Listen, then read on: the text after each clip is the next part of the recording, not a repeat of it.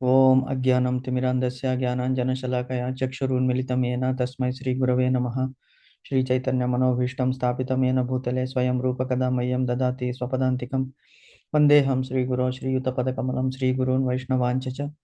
శ్రీరూపం సాగ్రజాతం సహగణ రఘునాథాన్వితం తం సజీవం సాద్వైతం సావధూతం పరిజనసహితం కృష్ణచైతన్యదేవం శ్రీరాధాకృష్ణపాదాన్ సహగణ లలితా శ్రీ విశాఖాన్వితాంశ. नमो ओम विष्णुपादाय कृष्णप्रेष्ठाय भूतले श्रीमते भक्तिवेदांत स्वामिनीति नामिने। नमस्ते सरस्वती देवी गौरवाणी प्रचारिणी निर्विशेष शून्यवादी पाश्चात्य देशतारिणे। वाञ्छाकल्पतरुभ्यश्च कृपा सिन्धुभ्य एव च पतितानां पावनेभ्यो वैष्णवेभ्यो नमो नमः। नमो महावदान्याय कृष्णप्रेमप्रदायते कृष्णाय कृष्णचैतन्यनाम्ने गौरत्विषे नमः। हे कृष्णा करुणा सिंधो दीनबंधो जगत्पते गोपेश गोपिकान्त राधाकान्त नमोस्तुते।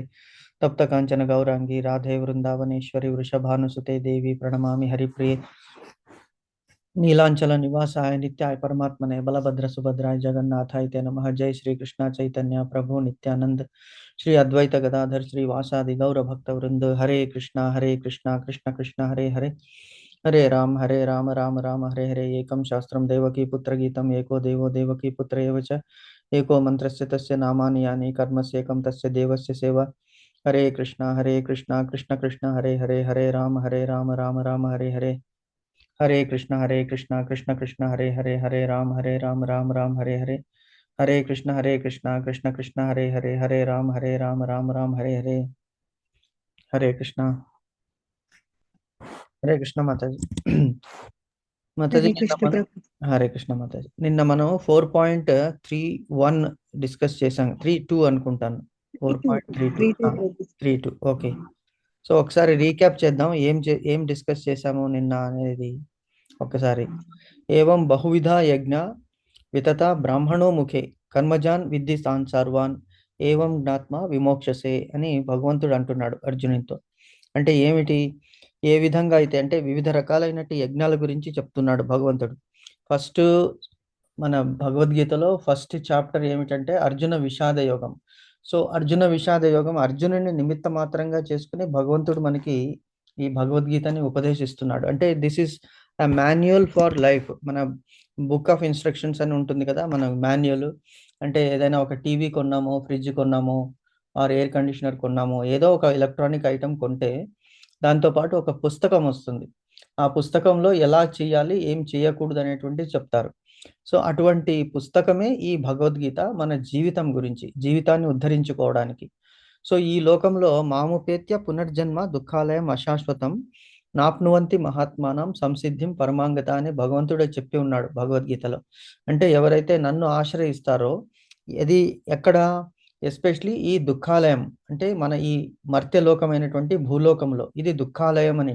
అంటే ఏ మనిషి కూడా, ఏ జీవి కూడా దుఃఖము అనేటువంటిది ఇక్కడ అనుభవించాల్సి వస్తుంది. ఎలాగైతే ఒక జైల్లో తప్పు చేసినటువంటి వాడికి శిక్ష విధిస్తారో, అతడు జైల్లో ఉన్నన్న నాళ్ళు ఆ శిక్షని అనుభవిస్తూ తను చేసిన పాపాలని, తప్పులని పశ్చాత్తాపం కింద చింతిస్తూ ఉండి దాని నుంచి విముక్తి పొందుతాడో, అలాగే మనకి కూడా ఈ భూలోకం అనేటువంటిది ఒక శిక్షా గృహం అన్నమాట. ఎందుకే ఇది దుఃఖ ఆలయం అన్నాడు. ఎంతో అందరికీ ఏదో, ప్రతి ఒక్క జీవికి కూడా ఏదో ఒక కష్టం అనేటువంటిది ఉంటుంది. ఆ 3 తాపాల్లో తప్పదు. ఇది ఆది దైవిక్, ఆది భౌతిక్, ఆధ్యాత్మిక్ అనేటువంటిది మూడిట్లో కూడా ఏదో ఒక తాపం అనేటువంటిది ఉండనే ఉంటుంది. అది ఏమిటి, ఈ దుఃఖాలయం అనేటువంటిది అశాశ్వతం. అశాశ్వతం అంటే శాశ్వతము కాదు. ఎందుకు చెప్తున్నాడు ఇది అంటే, ఇక్కడ మనము సమకూర్చుకునేటువంటి అన్నీ కూడా ఇక్కడే వదిలిపెట్టి పోవాలి. అంటే అర్జునునికి చెప్తున్నాడు, అర్జున ఇది మాముపేత్య పునర్జన్మ దుఃఖాలయం అశాశ్వతం నాప్నువంతి మహాత్మానం. మహాత్ములైనటువంటి వాళ్ళు ఏమిటి, ఇది గుర్తు పెట్టుకుంటారు. నాప్నువంతి మహాత్మానం సంసిద్ధిం పరమాంగత. ఎందుకు, నన్ను మాముపేత్య నా దగ్గరికి వస్తే పునర్జన్మ అనేటువంటిది ఉండదు. కాబట్టి నన్ను చింతించండి, నేను చెప్పిన మాటలు వినండి అని చెప్తున్నాడు. సో ఆ విషాద యుగం అర్జునునికే కాదు, అందరికీ కూడా విషాదం అనేటువంటిది ఉండనే ఉంటుంది ఈ జీవితంలో. సో దాన్ని ఎలా నివారించుకోవాలి అని అర్జునుడు, నేను పని చెయ్యను, ఏ కర్మలు చేస్తే ఈ కర్మ వలన నాకు పాపం అంటుతుందేమో అనేటువంటిది అనుభవించి మనసులో అర్జునుడు శ్రీకృష్ణుడికి చెప్పాడు. సో ఫర్ ఎగ్జాంపుల్ ఇప్పుడు సోల్జర్స్ ఉన్నారు. సోల్జర్ ఆర్మీలో చేరిన తర్వాత యుద్ధం అనేటువంటిది తప్పదు. అందుకే ముందే వాళ్ళు డిసైడ్ చేసుకోవాలి, ప్రాణాలని అర్పించడానికి సిద్ధంగా ఉంటేనే ఆర్మీలో చేరాలి, లేకుంటే చేరకూడదు. కానీ చేరిన తర్వాత నేను యుద్ధం చెయ్యనంటే దేర్ ఇస్ నో క్వశ్చన్, వెళ్ళి తప్పనిసరిగా చెయ్యాలి. సో అలాగే మనము మానవ జీవితం అనేటువంటిది ధరించి వచ్చాము కాబట్టి ఇక్కడ మన కర్మలు తప్పనిసరిగా చెయ్యాలి అనేటువంటిది ఆ విషాద యోగానికి అర్జునుడికి చెప్పినటువంటి ఆ క్వశ్చన్స్కి, ఆ డౌట్స్కి, అతని శోకానికి దారి చూపిస్తున్నాడు శ్రీకృష్ణుడు. సో అది ఫస్ట్. సెకండ్ది కర్మయోగము, తర్వాత సెకండ్ది సాంఖ్యయోగము, అంటే తత్వము, ట్రూత్ ఏమిటి, ఆత్మ, శరీరము, ఆత్మ వేరే శరీరం వేరే, ఆత్మ అనేటువంటిది పర్మనెంట్, శరీరం అనేటువంటిది టెంపరీ. కాబట్టి జీవుడికి జనన మృత్యు జరా వ్యాధి అనేటువంటిది తప్పదు, పుట్టిన జీవి గిట్టక తప్పదు, గిట్టిన జీవి మళ్ళీ పుడతాడు అనేటువంటిది చెప్తున్నాడు సెకండ్. మూడో దాంట్లో ఏం చెప్పాడు, కర్మయోగం చెప్పాడు. నాలుగో దాంట్లో కర్మ జ్ఞాన సన్యాస యోగం, మూడు కలిపి చెప్తున్నాడు ఇప్పుడు మనం చదువుతున్నది. సో ఇందులో ఏం చెప్పాడంటే ఎన్నో కర్మలు, యజ్ఞము చేయకుండా ఏ మనిషి ఉండలేడు, ఏ జీవి ఉండలేడు. కాబట్టి అది ఎటువంటి యజ్ఞం చేయాలి, ఆ యజ్ఞం వల్ల ఫలితం ఏమిటి, ఆ ఫలితం తీసుకుంటే జీవుడికి ఎటువంటి ఫలితము దొరుకుతుంది ఆ యజ్ఞ కర్మల వల్ల అని చెప్పుకుంటూ వస్తున్నాడు. సో ఇంతకుముందు నిన్న చెప్పిన దాంట్లో ఏం చెప్పాడు భగవంతుడు అంటే, మనకి యజ్ఞం అనేటువంటిది వివిధ రకాలుగా ఉంటాయి. ఏ ఏ కర్త అంటే యజ్ఞం చేసేటువంటి కర్త ఏ విధంగా చేస్తుంటాడో ఆ విధంగా అతడు ఫలితాలని అనుభవిస్తుంటాడు అనేటువంటిది చెప్పాడు. అంటే ఈ దేహాత్మ బుద్ధి అని నిన్న మనం డిస్కస్ చేశాము. దేహము ఆత్మ, దేహము వేరే ఆత్మ వేరే. కానీ జీవుడు దేహము ప్లస్ ఆత్మ రెండు ఒకటే అని ఎవరైతే అనుకుంటారో వాళ్ళు ఏం చేస్తుంటారు, దేహ పోషణ గురించే ఆరు దేహాన్ని గురించే చింతిస్తూ యజ్ఞాలు చేసేటువంటి ఈ ద్రవ్య యజ్ఞము కానీ, జ్ఞాన యజ్ఞము కానీ, తపోయజ్ఞము కానీ, జపయజ్ఞం కానీ, అంటే ఆత్మ అనేటువంటిది వేరు. ఇప్పుడు మనం చేసే యజ్ఞాలన్నీ కూడా ఆత్మకి, ఆత్మ ద్వారా పరమాత్మకి సంతృప్తి చెందాలని చేస్తే అప్పుడు అతనికి నిజమైనటువంటి ముక్తి అనేటువంటిది నిన్న చెప్పాడనమాట. అది నిన్న మనం డిస్కస్ చేశాం. సో ఇవాళ we are going to discuss about 4.33. ఇందులో చూద్దాం ఏమిటనేటువంటిది. సో నిన్న డిస్కస్ చేసిన దాంట్లో ఏమైనా మీకు డౌట్స్, క్లారిఫికేషన్స్ ఏమైనా కావాలా మాతాజీ? క్లియర్ అయిందా నిన్న డిస్కస్ చేసింది? క్లియరే Prabhuji. Okay, very good Mataji. So అదే చెప్తున్నాడు, వేదములు అనేటువంటిది ఒక అద్భుతమైన లక్షణము నిన్న చెప్పింది. బిగినింగ్ అంటే ఎలాగైతే పిల్లవాళ్ళకి మనం ఏం చెప్తాము, మందు ఇచ్చేటప్పుడు ఒక స్వీట్ చాక్లెట్లో పెట్టి ఇస్తాము, అలాగే వేదాలు కూడా ఈ ఆధ్యాత్మిక మార్గాన్ని అవలంబించడానికి కర్మలు, యజ్ఞాల వలన ఈ ఫలితాలు వస్తాయి అని చెప్తున్నాడు. ఎప్పుడైతే మనం పెద్దవాళ్ళు అవుతామో అప్పుడు ఆ కర్మ ఫలితాల గురించి వదిలిపెట్టి ముక్తి అన్వేషణకి ట్రై చేయాలి అనేటువంటిది నిన్నటువంటి క్వశ్చన్, నిన్న చెప్పినటువంటి సబ్జెక్ట్. సో ఇవాళ we are going to discuss about 4.333. So let me share that with you. Okay, 4.33 కనిపిస్తుందా మాతాజీ? కనిపిస్తుంది Prabhuji. Okay, thank you Mataji. శ్రేయాన్ ద్రవ్యమా యజ్ఞాన్ జ్ఞానయజ్ఞ పరంతపః సర్వం కర్మ అఖిలం పార్థ జ్ఞానే పరిసమాప్యతే. శ్రేయాన్ ద్రవ్యమాద్య శ్రేయాన్ ద్రవ్యం ఒక్క నిమిషం. శ్రేయాన్ ద్రవ్యం యజ్ఞాద్ జ్ఞానయజ్ఞ పరంతపః సర్వం కర్మ అఖిలం పార్థ జ్ఞానే పరిసమాప్యతే. మళ్ళొకసారి చదువుతాను. శ్రేయాన్ ద్రవ్యమాయాజ్ఞాద్ జ్ఞాన పరంతపః సర్వం కర్మ అఖిలం పార్థ జ్ఞానే పరిసమాప్యతే అని చెప్తున్నాడు ఇందులో. సో ఏమిటి అంటే శ్రేయాన్ అంటే, శ్రేయం అంటే శ్రేయస్సు, మనం వినే ఉంటాం. శ్రేయస్సు అంటే మహత్తరమైనటువంటిది, మంచిది అని చెప్తున్నాడు. ద్రవ్యమాయాత్ భౌతిక వస్తువులతో కూడినటువంటిది.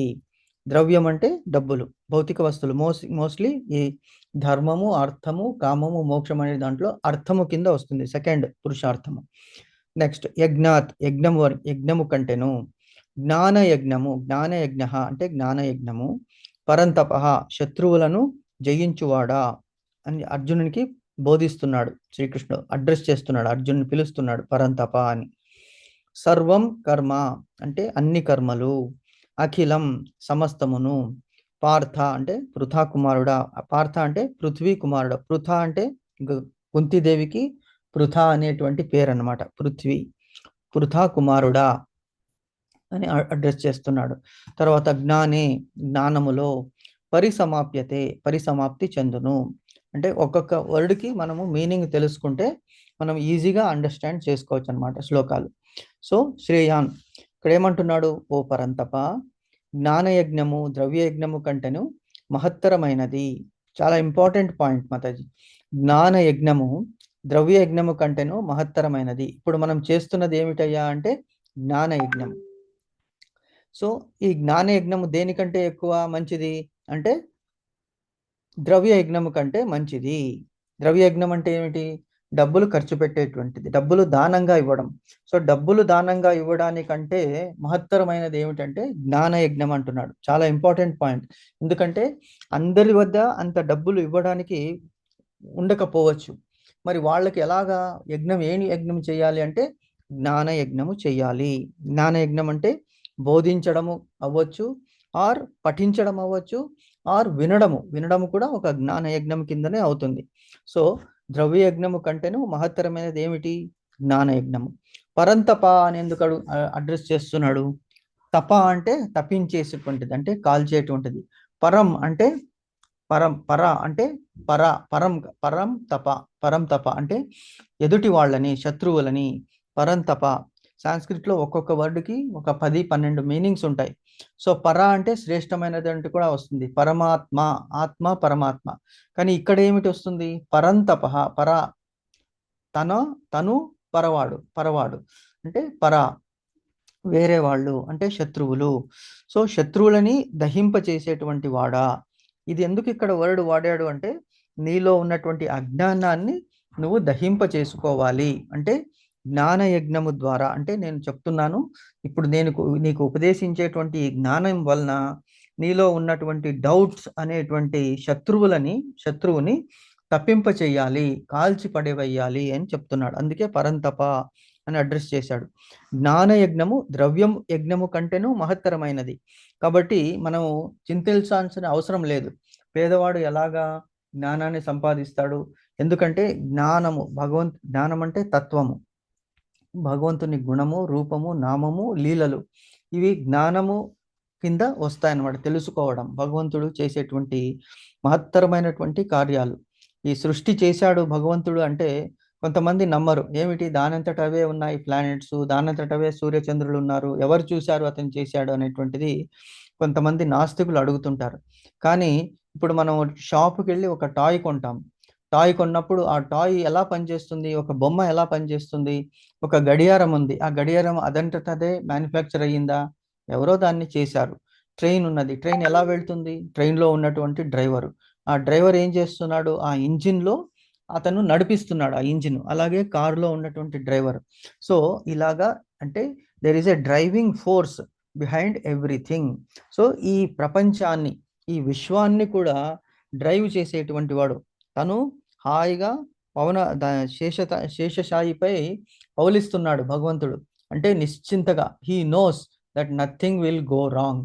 అంటే అన్నీ కూడా అతని కనుసన్నల ద్వారా, ఈవెన్ కనుసన్నలు కూడా అవసరం లేదు, అతని చింతన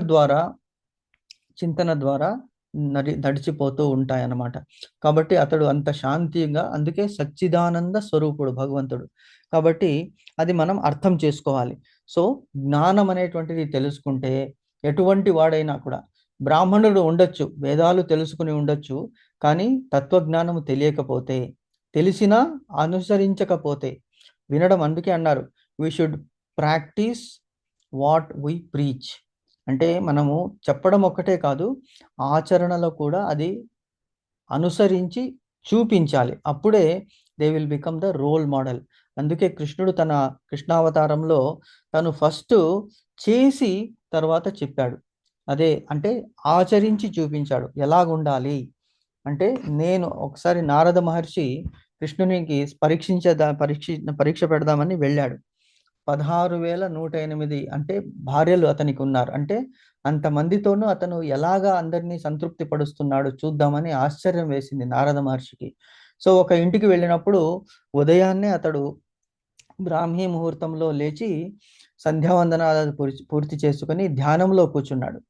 సో అతను ధ్యానం అయిన తర్వాత అతను అడిగాడు నారదుడు, ఏమయ్యా కృష్ణ, నువ్వే పరమాత్ముడివి కదా, నువ్వే దివ్యుడు కదా, మరి ఎందుకు ఎవరిని ధ్యానం చేస్తున్నాడు అంటే, నాలో ఉన్నటువంటి శక్తిని నేను ధ్యానం చేస్తున్నాను. నువ్వెందుకు, అసలు నువ్వే దేవుడివి కదా, నువ్వెందుకు అసలు ఇంత తొందరగా లేవాలి అంటే, భగవంతుడు అన్నాడు, నేను యద్యద్ ఆచరతే శ్రేష్ఠ తత్తదేవే తరో జనః సా యత్ ప్రమాణం కురుతే లోకస్తద్ అనువర్తతే అని చెప్పాడు. అంటే లోకంలో ఎలాగా ఎవరిని ఫాలో అవుతారంటే, రోల్ మోడల్స్ ఎవరు అవుతారు అంటే, సా యత్ ప్రమాణం కురుతే లోకస్తద్ అనువర్తతే, లోకములో ఎవరైతే మహాత్ములు ఉంటారో వాళ్ళని అనుసరిస్తారు. యద్యద్ ఆచరతి శ్రేష్ఠ, ఆచరం అంటే ఆచరణ చేసేటువంటి వాళ్ళు ఎవరు, శ్రేష్ఠులు. యద్యద్ ఆచరతి శ్రేష్ఠ తత్త దేవే ఇతర జన, తత్త దేవి, ఆ దేవునిలాగా ఇతరులు కూడా వాళ్ళని అనుసరిస్తారు. యద్యద్ ఆచరతి శ్రేష్ఠ తత్త దేవే తరో జన సాయత్ ప్రమాణం, ప్రమాణం అంటే ప్రూఫ్, సాయత్ ప్రమాణం కురితే లోకస్తద్ అనువర్తతే అని చెప్పాడు. సో అలాగా ఓహో అలాగా సరే మిగతా వాళ్ళ దగ్గర చూద్దాము అంటే, మిగతా ఇంకొక ఇంటికి వెళ్ళినప్పుడు పిల్లల్ని ఆడిస్తున్నాడు. ఇంకొక దగ్గరికి వెళ్తే భార్యతో సరస సల్లాపాలు నడుపుతున్నాడు. ఇంకొక దగ్గర భార్యకి హెల్ప్ చేస్తున్నాడు. ఇంకొక దగ్గర మునులని అందరినీ, మునులందరినీ సభలో అడ్రస్ చేస్తున్నాడు. సో ఇలాగా శ్రీకృష్ణుడు తాను ఆచరించి చూపించాడు. కాబట్టి ఇవన్నీ కూడా జ్ఞానము కింద వస్తుంది. ఈ జ్ఞానం మనం తెలుసుకోవాలి. భగవంతునికి సర్వగుణ సంపన్నుడు, సర్వదోష వివర్జితుడు అనేటువంటిది మనం ఎరగాలి. అంటే అతనిలో దోషాలు అనేటువంటిది లేదు. అతను సర్వగుణాలకి సంపన్నుడు. మరి అతన్ని జారుడు, చోరుడు అంటారు కదా, వెన్నలే దొంగిలించాడు కదా, అందరి ఇంట్లోకి, గోపికల ఇంట్లోకి వెళ్ళి అంతా దొంగతనం చేశాడు కదా అంటే, అవును, అతను ఏం చేశాడు? దొంగతనం అనేటువంటిది ప్రపంచానికి కనిపిస్తుంది. కానీ అతను, శ్రీకృష్ణుడు ఎవరు? ఈ లోకాలన్నిటినీ, విశ్వాన్నంతటినీ సృష్టించినటువంటి వాడు. అంటే అతడు ఏది చేసినా కూడా అవన్నీ కూడా అతనికే చెందుతుంది. ఎందుకు? ఈ లోకంలో ఇంత సృష్టి చేసి ఆవులని, గోవులని, బ్రాహ్మణులని, గోపికలని, మనుషులని, అందరి జంతువులని, పశుపక్షులని, వస్తువులని, భూమిలో నుంచి ఉత్పత్తి చెందేటువంటి పదార్థాలన్నిటినీ కూడా భగవంతుని వలననే జరుగుతున్నాయి. కాబట్టి అవన్నీ కూడా భగవంతునికే చెందుతుంది. మరి మన ఇంటిలో, మన ఫ్రిడ్జ్లో ఉన్నటువంటి వాటర్ కానీ, మన ఇంట్లో ఫ్రిడ్జ్లో ఉన్నటువంటి ఐటమ్స్ మనము తీసుకుంటే మనం దొంగలు ఎలాగవుతాము అనేటువంటిది మనం తెలుసుకోవాలి. అది తత్వము. అయినా శ్రీకృష్ణుడికి ఇప్పుడు మనం చిన్నపిల్లల్ని చి దొంగ అని ఎలాగా మనం అడ్రస్ చేస్తామో అలాగా మనము కృష్ణుని అడ్రస్ చేయాలి. అంతేకాని కంసునిలాగా దొంగ, జారుడు అనేటువంటి రాక్షస స్వభావంతో అతన్ని అడ్రస్ చేయకూడదు. మనసులో ఎలాగుండాలి? భగవంతునికి ఇష్టము తనని దొంగ, జారుడు అని పిలిస్తే. జారుత్వం అనేటువంటిది ఏమిటి? గోపికలతో రాసలీలలు ఆడాడు. కానీ అప్పుడు భగవంతుడు, అతడు యోగేశ్వరుడు. ఈవెన్ మోహిని రూపం ధరించినప్పుడు లక్ష్మీదేవికి ఆశ్చర్యమైంది. ఇంతటి సౌందర్యవంతుడు నా భర్త, మరి ఇతని ముందు నా సౌందర్యం ఎంత అని తను ఆశ్చర్యపోయింది. అతనికి ఎవరూ అవసరం లేదు. కానీ మిగతా వాళ్ళందరూ అతన్ని ఆశ్రయించుకొని ఉన్నారు. వాళ్ళు రామావతారంలో మునులు, ఋషులు ఆ భగవంతుని కౌగిలించుకోవాలని కోరుకున్నారు. అప్పుడు ఎందుకు? రామో విగ్రహవాన్ ధర్మ, రాముడు అంతటి సౌందర్యవంతుడు, అంతటి ధర్మాలకి గని. అతని చిరునవ్వు చూస్తే అసలు లోకాల్లో బాధలన్నీ మర్చిపోయి, అతని రామరాజ్యంలో బాధలు అనేటువంటివే లేవు. కాబట్టి ఆ రాముని కౌగిలించుకోవాలి, ఆలంఘించుకోవాలని ఎంతో మంది ఋషులు, మునులు కోరినప్పుడు అతడు అన్నాడు, ఈ నా దేహము కేవలము ఏకపత్ని వ్రతుడైనటువంటి నా సీతాదేవికి మట్టుకే చెందినది. కాబట్టి మిగతా వాళ్ళని ఎవరినీ కూడా నేను ఇక్కడ ఆలింగించుకోలేను, ఎక్సెప్ట్ హనుమంతుడు. హనుమంతుని మట్టుకు అతను ఆలగించుకున్న, ఎందుకంటే నువ్వు నా తమ్ముడితో సమానము అని అంది. అతను సంజీవిని పర్వతం తెచ్చి లక్ష్మణుని మూర్ఛ నుంచి లేపినప్పుడు, నీ అంతటి సహాయము చేసినటువంటి వాడు నాకు భరతునితో సమానమయ్యా నువ్వు అనేటువంటి పదాలని పలికి రాముడు అతనికి ఆలింగ భాగ్యాన్ని ఇచ్చాడు. అంటే నీకేమి ఇవ్వగలను హనుమ? కేవలం నా శరీర స్పర్శని, నా ఆలింగనాన్ని, నిన్ను అంటే భ్రాతృత్వ భావముతో నిన్ను ఆలింగించుకుంటున్నానని చెప్పాడు. మరి మిగతా మునులందరూ కూడా తపస్సు చేశారు, కొన్ని వేల సంవత్సరాలు తపస్సు చేసి భగవంతుని సాన్నిధ్యం కోసం కోరితే, సరే కృష్ణావతారంలో మీరందరూ కూడా మళ్ళీ అవతరించండి, మీకు ఆలింగన భాగ్యాన్ని ఇస్తాను, మీరు కోరుకున్నారు కాబట్టి ఇస్తాను, కానీ నేను కోరుకుని చేసినటువంటిది కాదు. ఇక్కడ చాలా క్లియర్గా మనం అర్థం చేసుకోవాలి ఈ మిస్కన్సెప్షన్. అంటే మిగతా వాళ్ళు ఇప్పుడు ఎందుకు మనం ఇంత డీప్గా డిస్కస్ చేస్తున్నామంటే, మీకు ఎవరైనా ఇటువంటి క్వశ్చన్ వేస్తే మీరు ఈ విధమైనటువంటి సమాధానాన్ని వాళ్ళకి ఇవ్వాలి. తెలిసి కూడా మనం చెప్పకుంటే మనము తప్పు చేసినటువంటి వాళ్ళం అవుతాం. కాబట్టి అతడు యోగేశ్వరుడు, అతనికి ఎవరు అవసరము లేదు, ఏది అవసరము లేదు. అతడు సత్ చిత్ ఆనంద స్వరూపుడు, సచ్చిదానంద స్వరూపుడు, ఎటర్నల్. సత్ అంటే ఎటర్నల్, చిత్ అంటే నాలెడ్జ్, తర్వాత ఆనందము హ్యాపీనెస్, ఈ మూడు కలిగినటువంటి వాడు భగవంతుడు. అతనికి అవసరము లేదు, మిగతా వాళ్ళ కోరిన కోరికలు తీర్చడానికి మట్టుకు భగవంతుడు అలాగా నాటకము చేశాడు, అంతే కానీ అతడు ఏ కామ భావనతోనూ కూడా చెయ్యలేదు. అయినప్పటికీ నువ్వు చోరుడు జారుడు అని నన్ను పిలిస్తే I'm very happy, at least you are addressing me, నన్ను పిలుస్తున్నావు కదా, దానివల్లనే నీకు మోక్షం అనేటువంటిది ఇస్తాను అని భగవంతుడు అంటాడు. సో ఇది జ్ఞాన యజ్ఞము అని అనిపిస్తుంది అనమాట. అంటే ఇవన్నీ మనం తెలుసుకోవడం, భగవంతుడు ఒక్కొక్క స్టెప్పులో మనం మహాభారతం చూస్తే పాండవులని కంటికి రెప్పలాగా కాపాడాడు భగవంతుడు. అలాగే తన అక్రూరుడు తప్పు చేశాడు, ఎప్పుడు సత్రాజిత్తు వలన ఆ మణి, సమంతక మణి అనేటువంటి దాన్ని అతను ఒక అపహరించబడి అతని అక్రూరుని చేతికి వస్తుందన్నమాట. అతడు ఆ అక్రూరుని చేతికి వచ్చినప్పుడు కృష్ణుని మీద నింద వస్తుంది. ఫస్ట్ అడిగాడు, తర్వాత ఆ సమంతకాన్ని తీసుకొని ఇచ్చాడు, కానీ మళ్ళీ అది అదృశ్యం అయిపోయింది. ఎలాగా ఇతని కృష్ణుడే చేసి ఉంటాడంటే, బలరాముడు అతని మీద కోపగించుకొని వెళ్ళిపోతాడు, నువ్వు దొంగ అని చెప్పేసి. అంటే భగవంతుని ఎవరైతే ఇలాగా నిందిస్తారో వాళ్ళు భగవంతుని నుంచి దూరం అవుతారు. అంటే అతను తీర్థయాత్రలకి వెళ్ళిపోతాడు బలరాముడు. వెళ్ళిపోయినప్పుడు ఏమవుతుందంటే అతనికి కలి సాంగత్యం దొరుకుతుంది. అంటే దుర్యోధనుని దగ్గరికి అతనికి గదా యుద్ధాన్ని నేర్పించడానికి దుర్యోధనుడితో పాటు అతడు గురువుగా దుర్యోధనునికి ఉంటాడు. అంటే భగవంతుని దగ్గర నుంచి భగవంతుని నిందించిన వాళ్ళకి ఏమవుతుందంటే, అసలు బలరాముడు ఎవడు? అతను ఆదిశేషుడు. మరి అంత దగ్గర, అంటే ఇవన్నీ కూడా లీలలు అన్నమాట మనకి. అంటే కావాలనే చేసినటువంటిదే మిగతా వాళ్ళకి తెలియజేయాలి, ఈ పాఠం అనేటువంటిది తెలియజేయాలని భగవంతుడు ఆడినటువంటి నాటకం. కాబట్టి అతడు భగవంతుడి నుంచి అన్నాళ్ళు దూరంగా ఉన్నాడు. తర్వాత భగవంతుడు ఏం చేశాడు? అక్రూరునికి వదిలివేశాడు. సరే, నీ దగ్గరే మణి ఉందని నాకు తెలుసు, అయినా నువ్వు ఏం చేస్తున్నావు? మంచి కార్యాలు చేస్తున్నావు. ఈ శమంతక మణి ద్వారా రోజుకి 8 మణుగుల బంగారం వస్తుంది, దాన్ని బీద బ్రాహ్మణులకు అతను దానం చేస్తున్నాడు. ఇలాగా 4.5 సంవత్సరాలు గడిచింది. సో ఆ 4.5 సంవత్సరాలు అయిన తర్వాత బలరాముడు వాపసు వచ్చినప్పుడు శ్రీకృష్ణుడు సభలో పిలిపించి అందరినీ ఆహ్వానించాడు. ఇవాళ ఆ శమంతకమణి ఎవరి దగ్గర ఉందో నేను చెప్తాను అని చెప్పేసి అతన్ని పిలిచి అందరికీ అడ్రస్ చేసి ఆ అక్రూరుని పిలుస్తాడు. అక్రూరా, చెప్పవయ్యా ఏమిటి నిజము అని. కావాలంటే దండించవచ్చు, కానీ అక్రూరుడు మంచి పని చేశాడు, దాన ధర్మాలు చేశాడు, తన గురించి తీసుకోలేదు ఆ మణి. అది కూడా అతని చేతిలో వచ్చింది అది. ఎందుకంటే మిగతా వాళ్ళు ఆ మణిని అపహరించి అతని చేతిలో పెట్టేసి వాళ్ళు చనిపోయారు.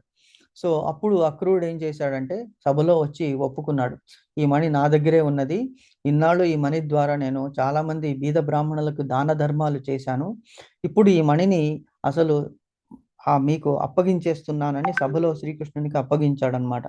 కాబట్టి ఏమన్నాడంటే, అపాత్రుల వద్దకి ఏదైనా మహత్తరమైనటువంటిది వచ్చినా అది విపత్తుకే దారి తీస్తుంది అనేటువంటి సందేశాన్ని ఇక్కడ భగవంతుడు ఇచ్చాడు. అంటే ఎందుకు ఇది చెప్తున్నామంటే, ఇవన్నీ జ్ఞానము, భగవంతుని గురించి తెలుసుకోవాల్సినటువంటి ఇంపార్టెంట్ పాయింట్స్ అన్నమాట. ఇవన్నీ మనం తెలుసుకోవాలి.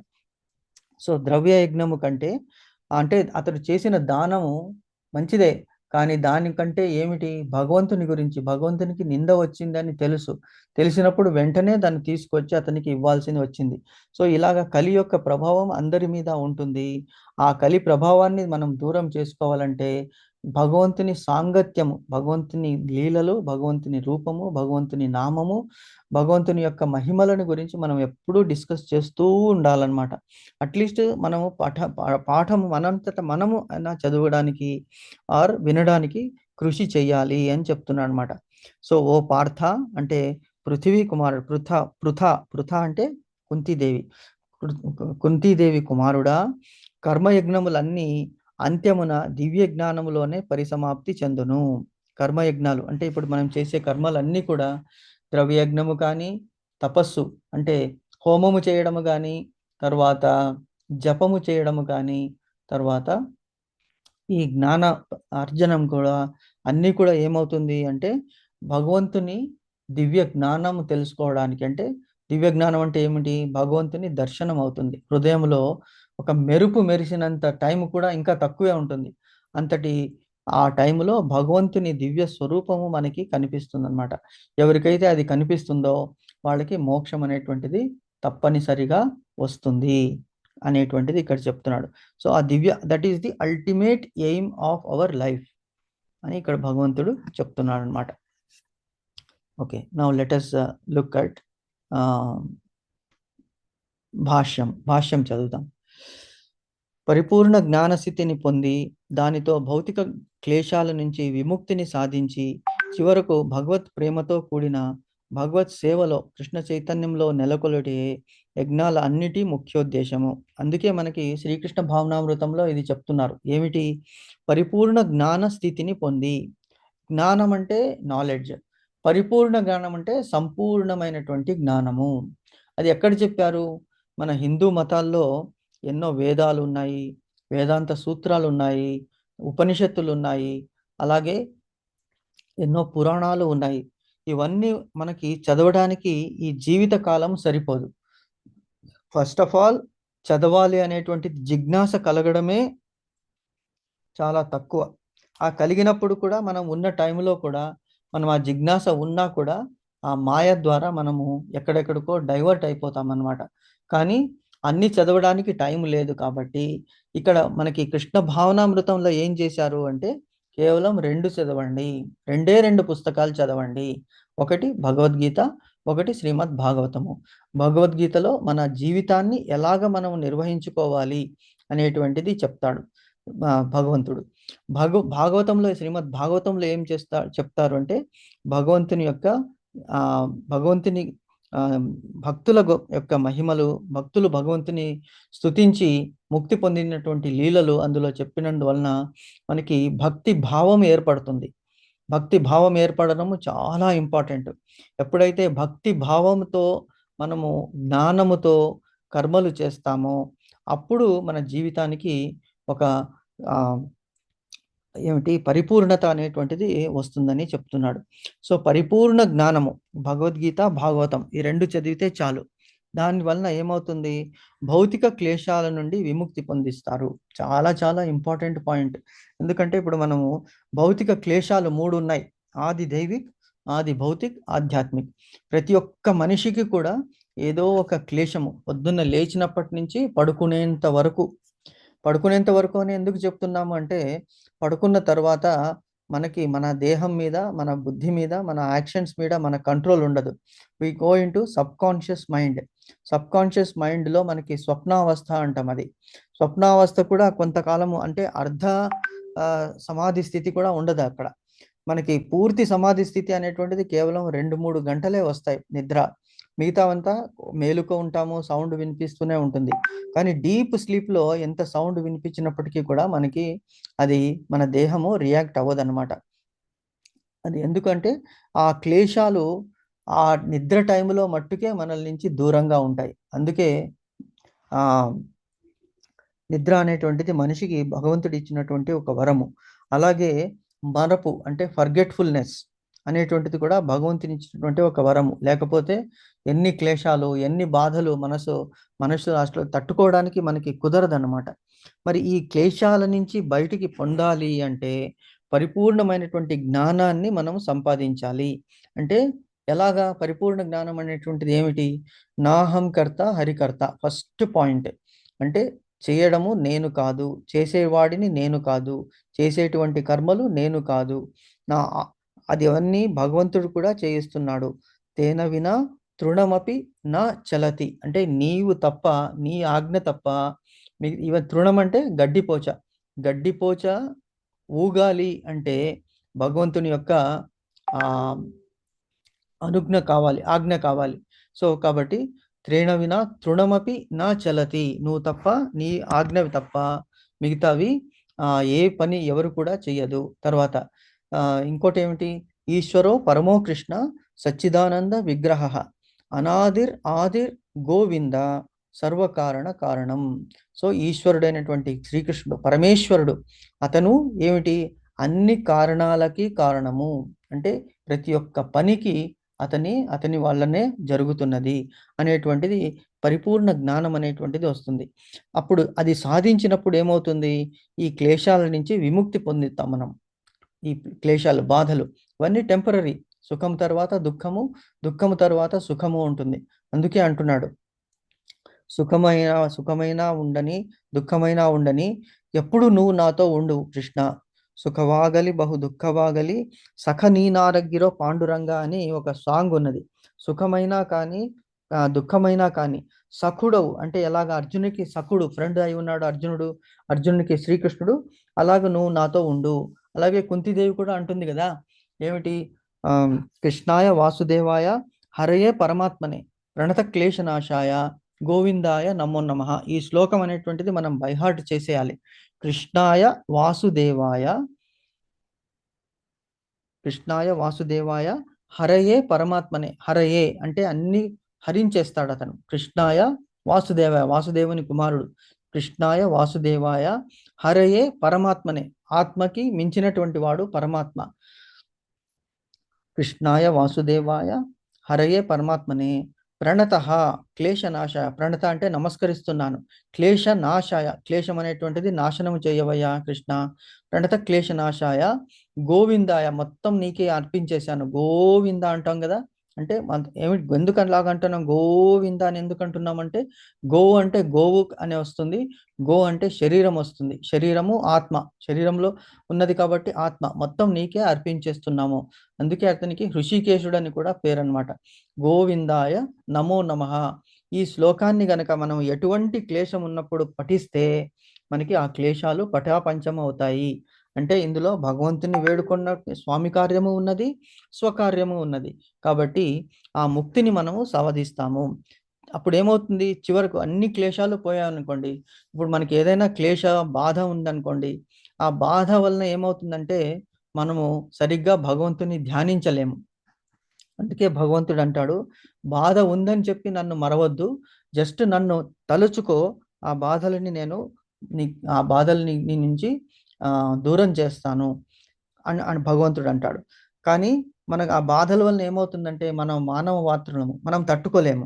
ఎలాగైనా ఈ బాధల్ని తప్పించవయ్యా కృష్ణ అని మనం కోరుకోవాలి. ఎలాగా, ఆకలితో ఉన్నటువంటి వాడికి హరినామం చెప్పమంటే వాడు హరినామం చెప్పలేడు. ఎందుకు, వాడికి క్షుద్బాధ అంతటి భయంకరమైనది. ఆకలి తీర్చిన తర్వాత భగవంతుని నామం చెప్పమంటే, అందుకే ఇప్పుడు చూడండి, మీరు ఏదైనా మనము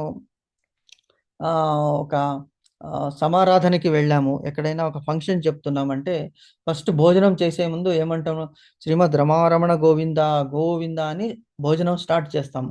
తర్వాత భోజన కాలే హరినామ స్మరణం అనేటువంటిది, అంటే భోజనం చేస్తున్నప్పుడు కూడా హరినామ చింతన చేస్తాం. ఎందుకు, ఈ భోజనం మనకి ఇచ్చినవాడు భగవంతుడు కాబట్టి అతన్ని తలుచుకోవాలి. సో బాధలని తీర్చవయ్యా Krishna, so that I will always worship you అనేటువంటిది కూడా మనము చెప్పుకుంటుంటాం. కాబట్టి ఆ బాధలని పోగొట్టేవాడు భగవంతుడు. చివరకు భగవత్ ప్రేమతో కూడిన భగవత్ సేవ, 2 things ఆర్ ఇంపార్టెంట్. భగవత్ ప్రేమ, భగవంతుని మీద ప్రేమ, లవ్. ఎలాంటి ప్రేమ ఉండాలి అంటే, ఒక ప్రియునికి ప్రియురాలి మీద ఉన్నటువంటి ప్రేమ, ఒక ప్రియురాలికి ప్రియుని మీద ఉన్నటువంటి ప్రేమ. అదే ఇప్పుడు మనము అంటే they cannot live without seeing each other, అలాంటి ప్రేమ ఉండాలి. భార్యాభర్తల ప్రేమ అని మనం అనడం లేదు. ఎందుకు, ఇప్పుడు మనం చూస్తున్నాము, మనకి ఆ అట్రాక్షను ప్రేమ అనేటువంటిది పెళ్లి అయ్యేంత వరకు ఉంటుంది. పెళ్లి అయిన తర్వాత ఏమిటి చూస్తున్నాం, రోజు ఏదో ఒక విధంగా ఆర్గ్యుమెంట్స్, ఇవన్నీ కలి ప్రభావం.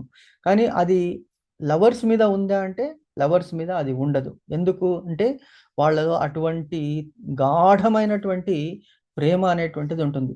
అలాంటి ప్రేమ మనం భగవంతుని మీద చూపించాలి. ఎందుకు అంటే భగవంతుడు మనకి జన్మ జన్మలకి సఖుడు, బంధువు, ఆత్మ బంధువు అతను. కాబట్టి అతని మీద అటువంటి ప్రేమ ఉండాలి. అదే రాధాదేవి భగవంతుని మీద చూపించినటువంటి ప్రేమ. అతనికి ఆవిడ, భగవంతుడు మధుర పట్టణానికి వెళ్ళిపోతున్నాడంటే అతడు ఆవిడ ఏడుపు ఒక నదిలాగా పారింది అని చెప్తారనమాట. అంత దుఃఖము హృదయంలో ఉన్నది. నా ప్రాణాన్నే ఎవరైనా తీసుకుని వెళ్ళిపోతే ఎంత బాధ అవుతుందో అంతటి బాధ ఆవిడ పొందింది. సో భగవంతుని మీద మనకి అటువంటి ప్రేమ ఉండాలి, భగవత్ ప్రేమ. దానితో పాటు భగవంతునికి సేవ చేయాలి. ఓన్లీ ప్రేమ ఉంటే సరిపోదు. What we're doing, we have to serve him. How we can serve him? Through various yajnas. ఎన్నో యజ్ఞాలు ఉన్నాయి. అందులో అన్నిటికంటే శ్రేష్టమైనటువంటి యజ్ఞం ఏమిటి అంటే జ్ఞాన యజ్ఞము. అందుకే భగవంతుడు అంటాడు, నువ్వు ఏది చేసినా చెయ్యకపోయినా, ఈ వ్రతాలు చేసినా చెయ్యకపోయినా, కనీసము నా పేరు తలుచుకో, నా పేరు పిలువు, అది చేస్తే చాలు, అది యజ్ఞము కింద వస్తుంది అని భగవంతుడు అంటున్నాడు. కాబట్టి భగవత్ ప్రేమతో కూడిన భగవత్ సేవలో, కృష్ణ చైతన్యంలో నెలకొనుటయే యజ్ఞాలన్నింటినీ ముఖ్య ఉద్దేశము. ఏమైనాను అదే యజ్ఞాల ముఖ్య ఉద్దేశం ఏమిటయ్యా అంటే భగవంతుని ప్రేమతో, భగవంతుని సేవలో మనము ఉండడము. మనం ఎక్కడికి వెళ్ళాల్సిన అవసరం లేదు. ఏ తీర్థయాత్రలు చేయాల్సిన అవసరం లేదు. ఏ దాన ధర్మాలు చేయాల్సిన అవసరం లేదు. వీలైతే అంటే చెయ్యండి, చేయకూడదని కాదు. మనం ఉన్నంతసేపులో ఉన్న చోట్లోనే భగవంతుని నోరారా కృష్ణ, మాధవ, గోవింద, ముకుంద, మురారి, మధుసూదన, శ్రీకృష్ణ అని మనం ఎప్పుడైతే అంటామో